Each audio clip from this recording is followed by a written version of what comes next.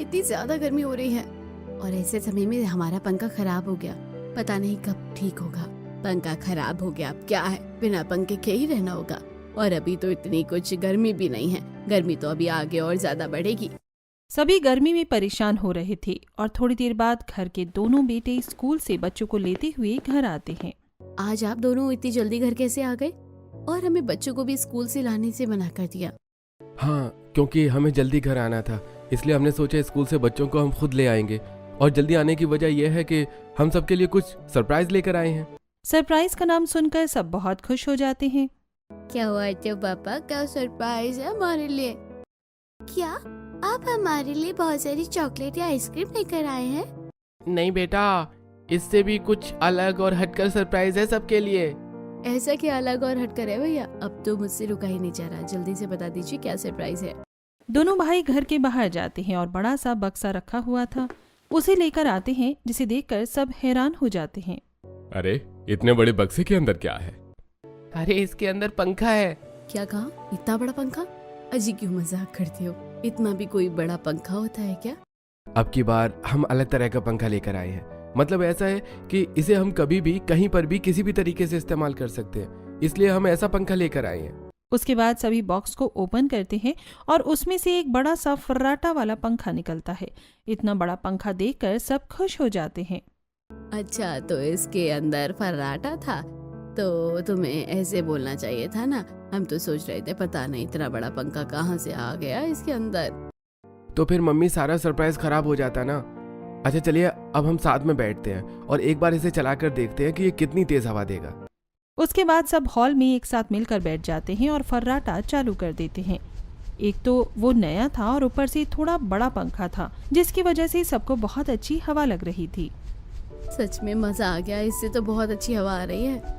हाँ बिल्कुल, ये तो हमारे पुराने वाले पंखे से भी ज्यादा अच्छा है। वो बेचारा तो हर कुछ दिनों में ही खराब हो जाता था और उसे बार बार ठीक करवाना पड़ता था। साथ में वो इतनी तेज और ठंडी हवा भी नहीं दे रहा था। हाँ बिल्कुल, ये तो अच्छा है कि हम थोड़े से ठंडे इलाके में रहते हैं और यहाँ पर इस बार सर्दियों में कुछ ज्यादा बर्फ पड़ी थी, तो अभी गर्मी भी उतनी कुछ खास नहीं हुई है। इसीलिए अभी फिलहाल के लिए ये फर्राटा बिल्कुल अच्छा ऑप्शन है और ये अभी हमें ठंडी हवा देगा। हाँ, बाद में जब गर्मी बढ़ेगी तो कुछ कह नहीं सकते, तब के लिए हम बाद में कुछ सोच लेंगे। फिलहाल तो इसकी ठंडी हवा का मजा लेना चाहिए। इस तरह घर में नया पंखा आने की वजह से हर कोई खुश था और क्योंकि गर्मी से सबकी हालत खराब हो रही थी तो फर्राटे की वजह से सबको अच्छा लग रहा था। शाम को जब प्रीति और नेहा सबके लिए गैस पर खाना बना रही थी, किसी ने सच ही कहा है, गैस के आगे तो गर्मी खत्म ही नहीं हो सकती है। खाना बनाना कभी तो हमें गर्मी नहीं भूलने देता। हाँ दीदी, जब तक पंखे के सामने बैठे थे तो बिल्कुल भी गर्मी नहीं लग रही थी, तब कितना अच्छा लग रहा था। और अब देखो तो जरा कैसे पसीने आ रहे हैं।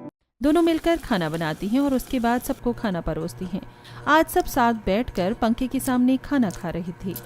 सच कहूँ तो बहू, जो आज तुम दोनों ने रायता बनाया है वो बहुत अच्छा बना है, लेकिन आज पंखे के सामने बैठकर खाने में कुछ ज्यादा ही अच्छा लग रहा है और मजा भी आ रहा है। हाँ, एकदम शरीर को ठंडक पहुँच रही है। हाँ भाभी, बाकी दिन हम आपके हाथ का बना रायता खाकर गर्मी को भगाते थे, लेकिन आज तो हम ठंडक का एहसास लेते हुए रायता खा रहे हैं। इस तरह बातें करते हुए सब खाना खा रहे थे और जब खाना खाकर सब सोने की तैयारी करते हैं तो महेश के पास उसके भाई का फोन आता है। अरे भाई, यहाँ पर भी सब अच्छा है भैया। बस कल इन नन्हे मुन्नों के पेपर खत्म हो गए तो सोचा कि आप लोगों से मिलने के लिए कुछ दिन यहाँ पर आ जाते हैं। फिर से पूरे परिवार का मिलन भी हो जाएगा और थोड़ी छुट्टियां भी वहाँ काट लेंगे। अरे हाँ हाँ मेरे भाई, बिल्कुल, इसमें भला सोचने वाली कौन सी बात है। और ये तो तुम्हारा ही घर है, जब चाहो तुम यहाँ आ सकते हो। इस तरह बात करने के बाद जब कॉल कट होती है तब महेश सबको बताता है, 1-2 दिन बाद रमेश और पूरा परिवार यहाँ पर रहने के लिए आ रहा है। कुछ दिन छुट्टियां यहीं पर बिताएंगे। अभी बच्चों के पेपर खत्म हुए हैं और उसके बाद फिर दोबारा उनका स्कूल शुरू हो जाएगा। अच्छा है, इसी बहाने कुछ दिन यहाँ रुक जाएंगे और फिर जब बच्चों की बाद में स्कूल की छुट्टियां पड़ेगी तब दोबारा आ जाएंगे। उसके बाद आज रात सभी हॉल में बिस्तर लगाकर एक साथ उस पंखे के नीचे सो जाते हैं। सुबह उठने पर रात को तो मजा आ गया, सोने में बहुत अच्छा लगा। हाँ, वरना इतने दिनों से गर्मी लग रही थी, अब पंखा आया है, अब जाकर थोड़ा अच्छा लग रहा है। फिलहाल तो सबको बहुत अच्छा लग रहा था, लेकिन उनके लिए एक बहुत ही बड़ा सरप्राइज आने वाला था जो शायद उन्होंने सोचा ही नहीं होगा। इस तरह पूरे 2 दिन बीत जाते हैं और फिर उनके घर पर रमेश का परिवार आ जाता है। दोनों बहू रमेश और शांति के पैर छूती हैं और बाकी सब एक दूसरे से प्रणाम करते हैं। प्रणाम भैया भाभी, आप दोनों कैसे हैं? अरे हम बिल्कुल ठीक है, आओ आओ अंदर आओ। बेटा जल्दी से सबके लिए चाय नाश्ता बना दो। ठीक है मम्मी जी, चलिए मैं आप दोनों की मदद कर देती हूँ। तीनों बहू रसोई में काम करने जाती हैं और वो सबके लिए प्याज, आलू ये सब काट रही थी और नेहा बेसन को घोल रही थी क्योंकि वो सबके लिए चाय के साथ पकौड़े बना रही थी। अरे सीमा, तुम्हें बेवजह परेशान होने की जरूरत नहीं है, हम सब खुद कर लेंगे। तुम जाओ थोड़ी देर आराम से बाहर पंखे के नीचे बैठ जाओ। क्यों गर्मी में बेवजह रसोई में परेशान हो रही हो? अरे दीदी कोई बात नहीं, सब मिलकर काम करेंगे तो जल्दी हो जाएगा। और फिर बाहर सब बड़े बैठे हैं, मेरा वहाँ क्या। मुझे तो यही आलू प्याज के पकौड़े अच्छे लगते हैं। उसके बाद वो सभी के लिए चाय पकौड़े बना देती है और सब बड़े ही मजे से खाते हैं। वहीं दूसरी तरफ बच्चे भी पंखे के सामने बैठे थे। देख सिया, ये पंखा कितना बड़ा है और अच्छा है, इसके सामने कितनी ठंडी हवा आती है।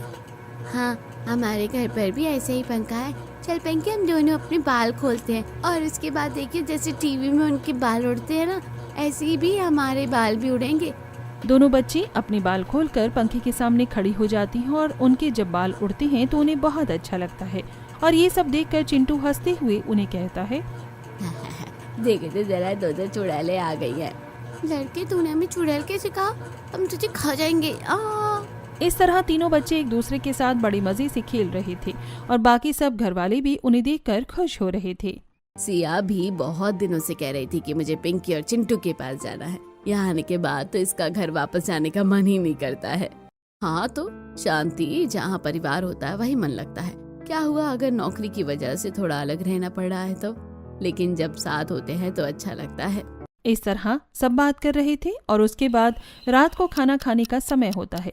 सब आराम से पंखे के नीचे बैठकर खाना खा रहे थे। खाना खाने के बाद बिस्तर लगाया जाता है और अब क्योंकि घर में ज्यादा लोग हो गए थे। रिया, चलो हम दोनों आज छत पर सोएंगे। हाँ, पहले की तरह हम हमेशा छत पर कितना खेलते थे और फिर वहीं सो जाते थे। तो ठीक है, हम सब भी छत पर सो जाते हैं। घर में कम से कम इस समय 16 से 17 लोग थे, इसलिए हॉल में चारों सास, ससुर, बच्चे और सारे लड़के नीचे सो जाते हैं। 3 बहू और 2 बेटी छत पर जाकर अपना बिस्तर लगा लेती हैं और आज थोड़ी ठंडी हवा चल रही थी। ऊपर सोने का भी अलग ही मजा है। बिल्कुल एकदम नेचुरल ठंडी ठंडी हवा लग रही है। अच्छा है, आज हमें गर्मी तो बिल्कुल नहीं लगने वाली। और थोड़ी देर पहले मैंने छत पर पानी भी डाल दिया था, जिसकी वजह से थोड़ी छत भी ठंडी हो गई थी और नीचे का भी एरिया ठंडा हो गया होगा। इस तरह सब आराम से सो जाते हैं। यूं ही दिन गुजर रहे थे और 2 दिन बाद वहां पर बुआ जी भी आ जाती हैं। रोहन उन्हें घर के अंदर लेकर आता है और साथ में उनका सामान उठा कर लाता है।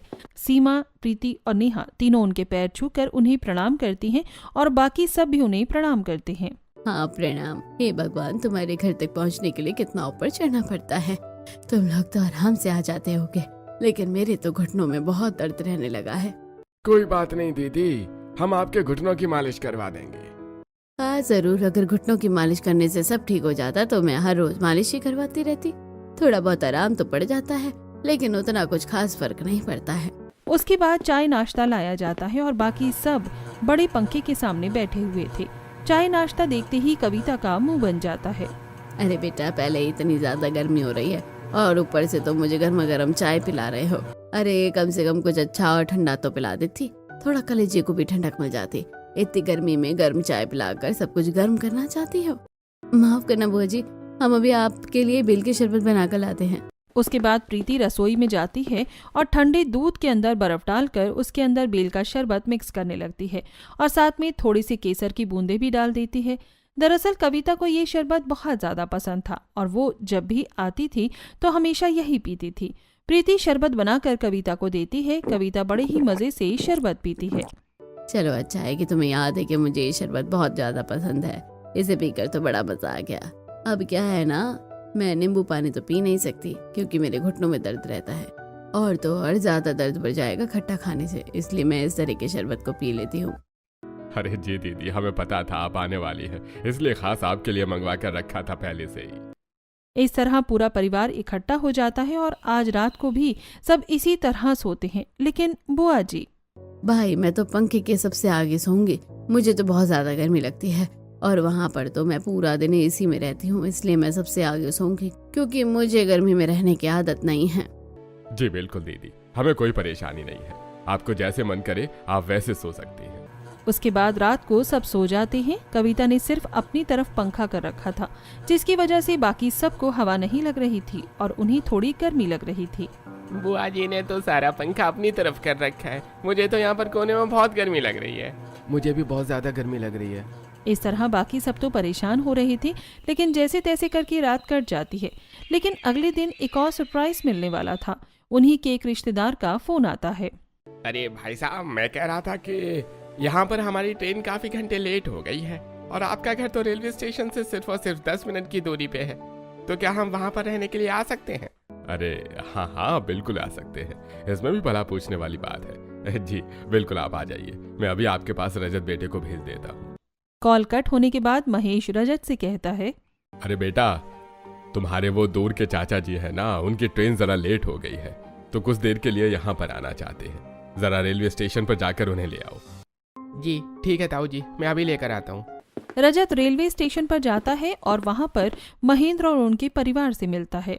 चलिए हम यहाँ शॉर्टकट से चलेंगे तो 5 से 10 मिनट में ही पहुँच जाएंगे। रजत के पीछे महेंद्र का पूरा परिवार आ जाता है। अब घर में 25 से ऊपर सदस्य हो गए थे और काफी भीड़ हो गई थी। तीनों बहू मिलकर सबके लिए चाय नाश्ता बना रही थी। इतने लोगों के लिए खाना बनाना तो सच में बहुत बड़ी बात है। कितनी गर्मी लग रही है, पसीने बहते जा रहे हैं। सच में वो तो सीमा दीदी हमारी इतनी मदद कर रही है तो हमारे काम में उतनी भी ज़्यादा मुश्किल नहीं हो रही और काम काफ़ी आसान हो रहा है। वरना तो हम दोनों अगर अकेले काम करते तो और ज़्यादा परेशान हो जाते। वही तो एक खाना बनाने का काम है जो सर्दियों में ही अच्छा लगता है, लेकिन गर्मियों में बिल्कुल अच्छा नहीं लगता, बहुत ज़्यादा गर्मी लगती है। इस तरह सभी के लिए खाना बनाया जाता है और आज हर कोई पंखे के आगे बैठा था और पूरा हॉल भर गया था, जिसे देखकर बाहर से थक कर पायल और रिया जब आते हैं तो यार रिया, मैं तो सच में बहुत ज़्यादा परेशान हो गई हूँ और मुझे नहीं लगता कि हमें यहाँ पंखे के आगे बैठने की थोड़ी सी भी जगह मिलेगी। अब इतना कहकर पायल और रिया तो वहाँ से चली जाती हैं। ठंडे पानी से नहाने के बाद वो उसी कमरे में चली जाती हैं जहाँ पर उनकी भाभी बैठी थी। भाभी, क्या आप सब परेशान नहीं हो रहे? हम भी तो गर्मी के मारे बहुत ज्यादा परेशान हो रहे हैं। एक ही पंखा है और यहाँ कमरे में भी बहुत गर्मी है। बिल्कुल, आज तो बहुत तेज कड़क धूप निकली है जिसकी वजह से और ज्यादा गर्मी हो रही है। अब तो हमें रात को भी कमरे में ही सोना होगा क्योंकि इतने सारे लोग हो गए हैं तो आधे लोग छत पर सोएंगे। इस तरह घर में काफी मेहमान होने की वजह से रात को सभी मेहमान और बुआ जी महेश, सुनीता, रमेश और शांति के साथ वही हॉल में पंखे के सामने सो जाते हैं। ऊपर छत पर नेहा ने ठंडा पानी डाल दिया था, जिसके बाद वहाँ पर घर के बेटे, बहू और बेटियां सो जाती हैं। चलो अच्छा है, आज भी कम से कम छत पर सोने को मिल रहा है। अगर नीचे सोना पड़ता तो गर्मी के मारे तो जान ही निकल जाती। हाँ बिल्कुल, रिश्तेदार और बड़े बुजुर्ग और बच्चे सब तो नीचे सो गए हैं। ऊपर छत भी बहुत बड़ी है, इसलिए हम सब यहाँ पर आराम से सो सकते हैं। कोई चिंता वाली बात नहीं है। फिलहाल के लिए तो सब ठीक चल रहा था। अब अगले दिन, अरे तो भाई साहब, क्या आज आप रात वाली ट्रेन से जाएंगे? जी, हम सोच रहे थे कि इतने सालों बाद हम सब एक साथ मिले हैं तो क्यों ना हम भी यहाँ पर 2-4 दिन रुक जाते हैं। हाँ बिल्कुल, यहाँ पर परिवार से मिलने के बाद सब कितना अच्छा लग रहा है। हाँ, सोनिया का भी यहाँ कितना मन लग रहा है। इस तरह उनकी ट्रेन लेट होने पर वो लोग अब वहाँ पर सिर्फ एक दिन के लिए नहीं बल्कि कुछ दिन के नाम के लिए रुक जाते हैं। यहाँ तक कि शीला के पास जब उसकी बेटी का फोन आता है, अरे मम्मी, आप लोग अभी तक घूमने नहीं गए? मैं क्या सुन रही हूँ? शीला बाहर आकर सबसे साइड होकर बात करने लगती है। अरे बेटा, तुझे याद है ना जो यहाँ पर पहाड़ी इलाके के पास तेरे ताऊ जी रहते हैं? दरअसल हमारी ट्रेन कुछ घंटे लेट हो गई थी तो हम उनके घर पर रहने के लिए आ गए थे। यहाँ आने के बाद तो सब अच्छा लग रहा है। यहाँ से थोड़ी दूर एक पहाड़ी इलाका भी है तो हमने सोचा कि घूमने पर पैसे बर्बाद करें, कुछ ही दिन यहीं पर रुक कर चले जाएंगे। एक काम कर, तू भी यहाँ आ जा। बस फिर क्या था, अगले ही दिन शीला की बेटी भी अपने बेटे को लेकर वहाँ पर आ जाती है।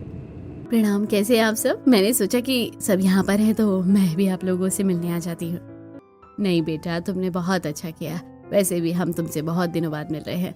अब सब लोग यहाँ पर हैं तो कितना अच्छा लग रहा है। आओ यहाँ पर पंखे के सामने बैठ जाओ। बाहर गर्मी से आकर परेशान हो गई होगी। नहीं, सबसे आगे पंखे के मैं ही बैठूंगी। जी दीदी, चिंता मत कीजिए, पंखा तो स्पेशली आपके लिए ही है। अब सबको ही गर्मी लग रही थी, तो कभी कोई अपनी तरफ पंखा घुमा रहा था तो कभी कोई, साथ में बच्चे भी अपनी तरफ पंखा घुमा रहे थे। अरे मोनू, तूने पंखे को अपनी तरफ क्यों घुमाया है? सिर्फ तुझे ही गर्मी लग रही है, हमें भी तो गर्मी लग रही है। अच्छा, ज्यादा पंखा होने का राव दिखा रहा है। मैं तो पंखा अपनी तरफ ही करूँगा। क्यों करेगा? सारी हवा क्यों तुझे ही खानी है? ये पंखा मेरा है, इसकी हवा तो हम ही खाएंगे। इसके बाद दोनों बच्चों में लड़ाई हो जाती है और मोनू पहले चिंटू को मार देता है, जिसके बाद चिंटू जब उसे मारता है तो इस बार मोनू वहाँ पर रखा एक लोहे का गुलदस्ता उसके सर में मारता है, जिसके बाद उसके सर से खून निकलने लगता है। अरे मोनू बेटा, क्या हो गया? ताई जी, मोनू ने चिंटू को गुलदस्ते से मार दिया है। वो हमसे लड़ाई कर रहा था। अरे मोनू, तुम सबसे इस तरह से क्यों लड़े हो? तुमने चिंटू को गुलदस्ता क्यों मारा? नहीं, मैंने पहले नहीं मारा, पहले उसने मारा था। नहीं बुआ, मोनू झूठ बोल रहा है। इसी ने पहले पंखे को अपनी तरफ किया और उसके बाद हमें मारना शुरू किया। यही हमसे लड़ रहा था। तुम्हें ऐसा नहीं करना चाहिए था। देखो सिर से उसके कितना खून निकल रहा है। भाभी, आप मेरे बेटे को ऐसे कैसे डांट रही है? उसने कहा ना, उसकी कोई गलती नहीं है। मेरा बेटा कभी झूठ नहीं बोलता। बिना वजह यहाँ पर मेरे बेटे को फंसाया जा रहा है। उनमें थोड़ी सी बहस हो जाती है, लेकिन संगीता तो अपने बेटे की गलती मानने को तैयार ही नहीं थी। इसके बाद प्रीति और रोहन चिंटू को डॉक्टर के पास लेकर जाते हैं। वहाँ से दवाई करवाने के बाद जब दोनों घर आ रहे थे, अजी, आपको पता है कि आज तो मौसी जी का भी फोन आया था। वो भी कल हमारे घर रुकने आ रही है, इसलिए अभी जाते हुए थोड़ा सा राशन लेते आइए। इतने सारे लोगों में कितना राशन लग रहा है। कोई बात नहीं, चलो चलकर ले लेते हैं। और अब बच्चों का ध्यान रखना। दूसरों के बच्चे हमारे घर में हमारे बच्चों को मार रहे हैं और गलती भी नहीं मान रहे हैं। हाँ, इस बात पर तो मेरा खून खोल रहा है। संगीता हर बार ऐसा करती है, अपनी बेटी की गलती कभी नहीं मानती। उसके बाद दोनों एक दुकान पर जाते हैं और वहाँ से राशन खरीद लेते हैं। अरे भाई ठीक है, आपके घर में मैं सारा राशन का सामान पहुंचा दूंगा। हाँ भैया, इस बार आप बस दाल, चावल और आटा और घी ही भेज देना। बाकी जो भी हम शरबत वगैरह लेते हैं वो हम बाद में ले जाएंगे। दुकान पर राशन का बोलने के बाद सब घर वापस आ जाते हैं। घर आने के बाद जब प्रीति शाम के नाश्ते के लिए सबको चाय के साथ ब्रेड टोस्ट बनाकर देती है। अरे भाभी, क्या फीका सा नाश्ता बनाकर दे दिया है। कम से कम कुछ अच्छे से समोसे वगैरह बना लेती। और बच्चे तो चाय नहीं पीते, उनके लिए तो कुछ शरबत बनाना चाहिए था। ये बात सुनकर प्रीति, नेहा और सीमा तीनों को बहुत गुस्सा आता है और तीनों रसोई में जाने के बाद, मेरा तो बहुत ज्यादा खून खोल रहा है। इसके हमेशा कितने ज्यादा नखरे रहते हैं, और ऊपर से इसके बेटे ने चिंटू के साथ जो किया, अब तो मुझे ये बिल्कुल भी अच्छी नहीं लग रही है। हाँ वही तो दीदी, अपनी गलती मानी नहीं है। और ये तो सिर्फ 2 दिन के लिए आए थे, लेकिन अब हफ्ता होने वाला है। पता नहीं कब जाएंगी। हमेशा खाने में हाई फाई डिमांड मांगती हैं। इस तरह मेहमानों की वजह से सबको बहुत परेशानी हो रही थी, लेकिन गर्मी के अलावा और भी कुछ परेशानियां थी जिसकी वजह से परेशान सब हो रहे थे। जैसे रिश्तेदार के बच्चे वो घर में बहुत ज़्यादा उधम मचा रहे थे, किसी को भी दोपहर में सोने नहीं देते थे। सोनिया और मोनू दोनों एक दूसरे के ऊपर तकियां फेंक कर खेल रहे थे। चलो चलो, हम सारे सामान उठाकर फेंक देते हैं। इस तरह बच्चों ने भी सबकी नाक में दम किया हुआ था। वहीं दूसरी तरफ आज घर में मौसी जी भी आ गई थी और उनके भी साथ उनके बच्चे आ गए थे। अरे हम कहाँ आ गए, यहाँ पर तो कुछ ज्यादा ही भीड़ है। अरे सल्ला, तू बिल्कुल ठीक आई है। अरे अगर मुझे पता होता कि यहाँ इतने सारे मेहमान आए हुए हैं तो मैं थोड़े दिन बाद आ जाती। अरे कोई बात नहीं, चला आजा, हम अंदर चलते हैं। अब उनके घर इतने सारे मेहमान देखकर पड़ोसी भी उनसे मिलने आते हैं और चाय नाश्ता करके जाते हैं। मानना पड़ेगा सुनीता, तेरे घर में तो मेहमानों की बाढ़ आ गई है। हाँ बिल्कुल सही कहा, यहाँ पर तो बिल्कुल ऐसा लग रहा है कि जैसे कोई फंक्शन और शादी हो। बस क्या करे, भगवान की कृपा है, सब अचानक से हो गया। वैसे तुम्हारा ये पंखा तो बड़ा मस्त चल रहा है, कितनी ठंडी हवा दे रहा है। लगता है मुझे भी ऐसा ही खरीदना होगा। उसके बाद वहीं दूसरी तरफ बहुएं सबके लिए खाना बना रही थी। गर्मी में उनकी हालत खराब हो रही थी। इतनी गर्मी में सुबह से लेकर रात तक पूरा दिन यूं ही रसोई में निकल जाता है। कभी किसी के लिए कुछ बनाओ तो कभी किसी के लिए कुछ बनाओ, और इतने सारे लोगों के लिए बनाना पड़ता है। सभी को मिलाकर 40-50 तो हो ही गए हैं। ऊपर से संगीता और इसके घर वालों के लिए कितना सारा टिफिन पैक करना पड़ रहा है।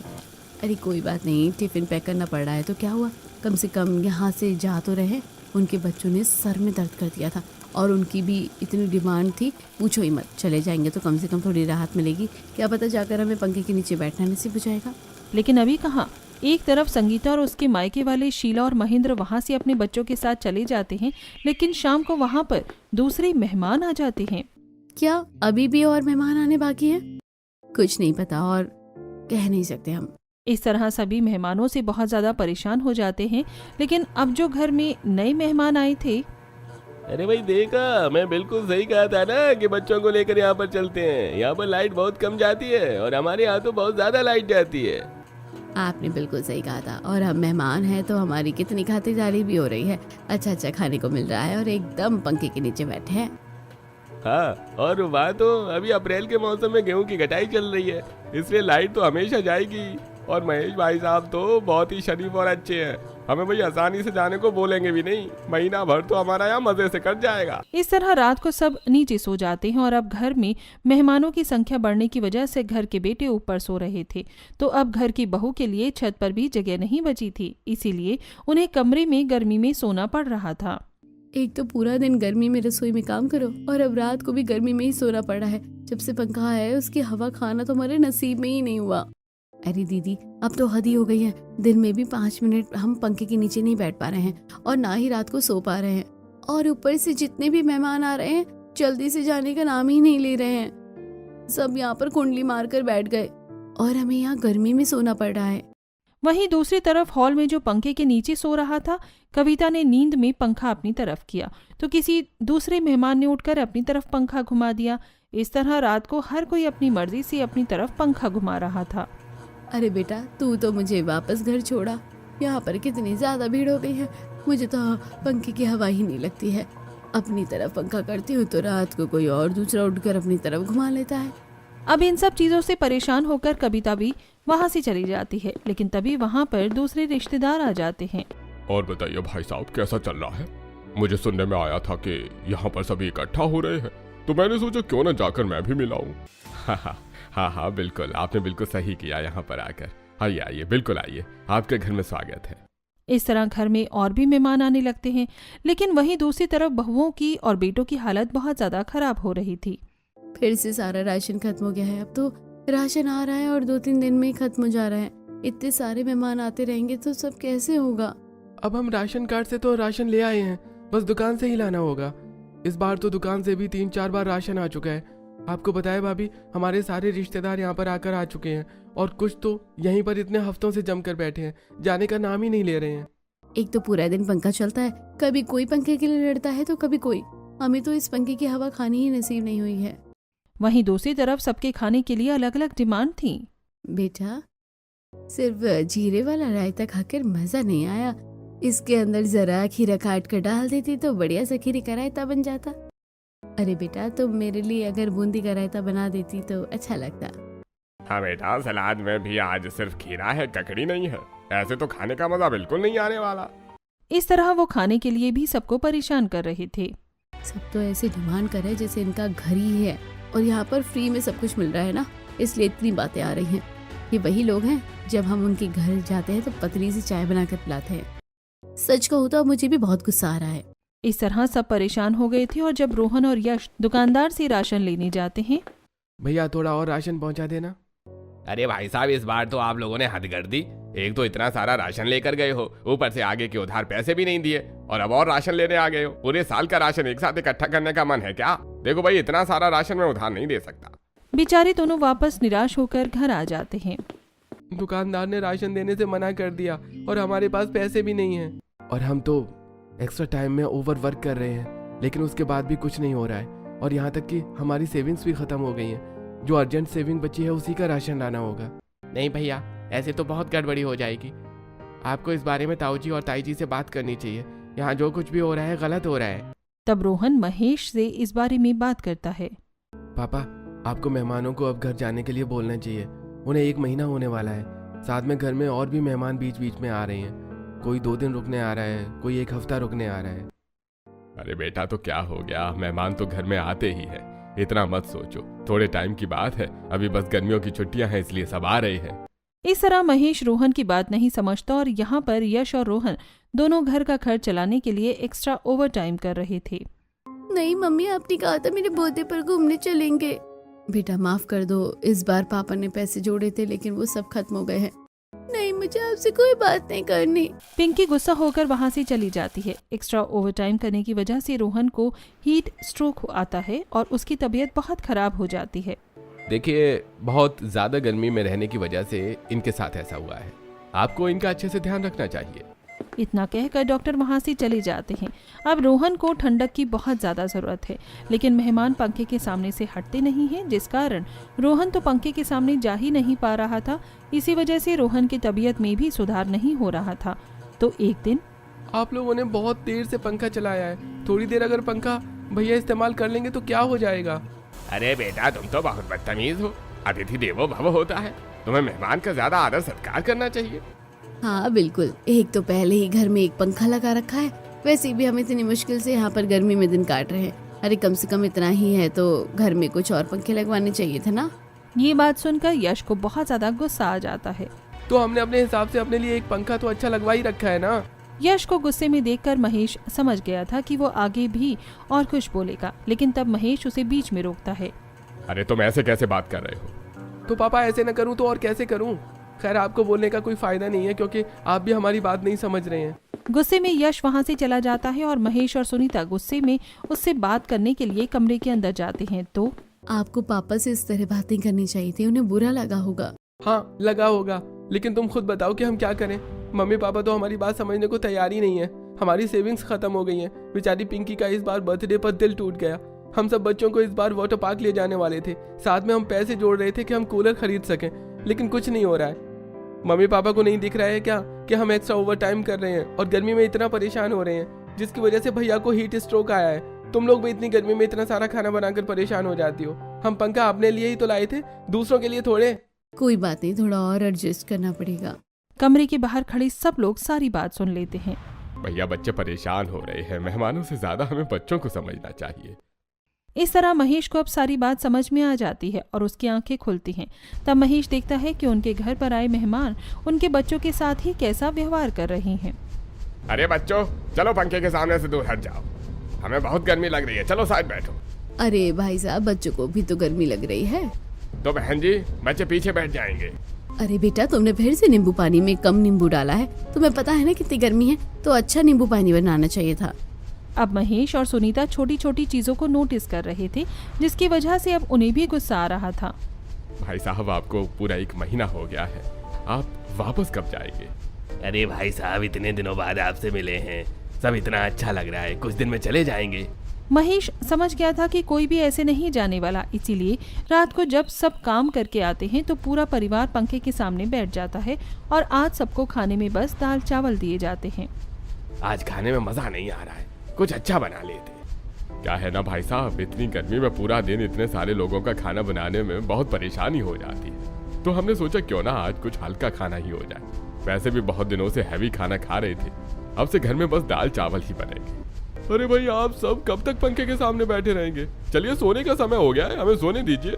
रुकिए भाई साहब, आज आप सबको कमरे के अंदर सोना है, क्योंकि हमारे बच्चे भी गर्मी में बहुत परेशान हो गए हैं और हमारे बेटी की तो तबीयत ही खराब है। डॉक्टर ने साफ बोला है कि उसे पंखे के नीचे रहना है, इसलिए आप सबको अंदर सोना होगा। पंखा तो हमारे बच्चों ने ही अपने लिए लगवाया है। इस तरह अब जब मेहमानों को गर्मी में सोना पड़ता है और साथ में उन्हें जब सूखी दाल चावल खाने को दिए जाते हैं, तब अपने आप एक एक करके सारे मेहमान वहां से चले जाते हैं। इस तरह अब परिवार ही रह जाता है।